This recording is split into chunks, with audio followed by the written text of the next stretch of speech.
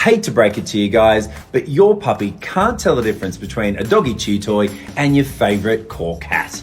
They're going to chew furniture and your possessions when teething. So here's some top tips I think you need to know to stay on top of it. Number one, it can be really hard to keep feelings of frustration towards your young pooch at bay when they won't stop chewing your furniture, your shoes, or your hands. Now, it's completely normal to feel frustrated and upset if your pup ruins something at home that you really like. The feelings will pass and it doesn't reflect on you as a pet parent.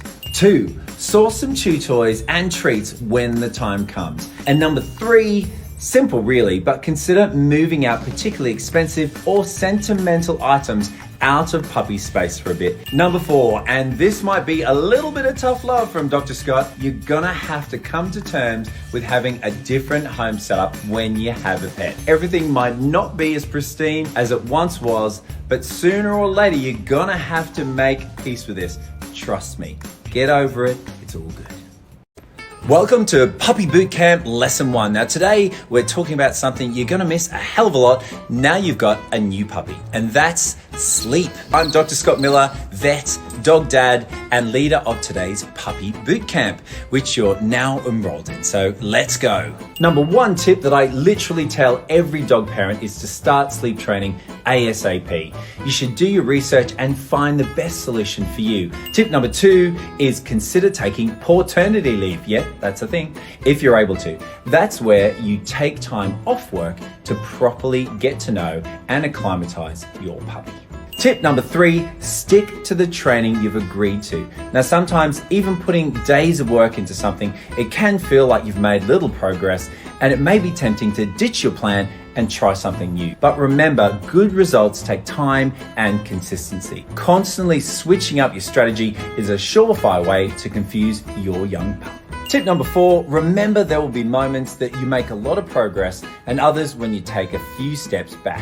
Tip number 5 is to trust the process. Those sleepless nights, they will generally become less frequent with time. Every puppy owner goes through this stage. Luckily, the correct puppy training and lots of patience, you'll soon forget what it's like to be totally and thoroughly exhausted.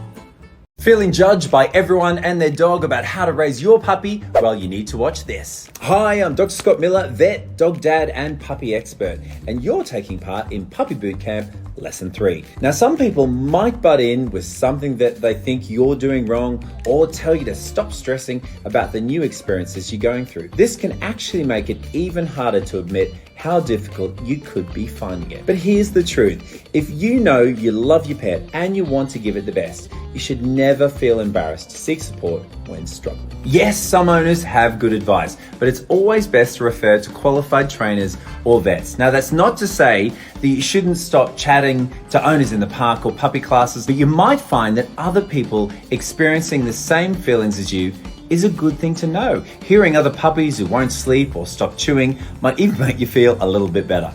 Let's be real, it's just important not to take any judgment or unnecessary opinions personally, or subject yourself to opinion overload. That's never fun. It's lesson 4 of Puppy Bootcamp, and I think it's about time to discuss about how your life turns upside down when getting a puppy. Now, you could be feeling a little down because this huge change in your lifestyle and personal routine is impacting on you more than you anticipated. So here are 3 things that I think you need to hear. The first thing is I tell everyone that no matter how much prepper you've done, how many books you've read, the responsibility of having a little puppy to take care of can be a real shock. The second thing I recommend is thinking ahead and doing your research about your puppy's socialization timeline. You can better integrate your dog back into the things you used to enjoy doing, such as eating out, traveling, and hobbies, but only once you put the work in. And finally, be prepared for family and friends to struggle with your new lifestyle. Gently explain to them that at first you might sound a bit dog obsessed. There's nothing wrong with that, by the way. And that you will need to prioritize your puppy for a while. Having the people you love on side and supporting your new personal routine can really help to reduce the burden you might feel.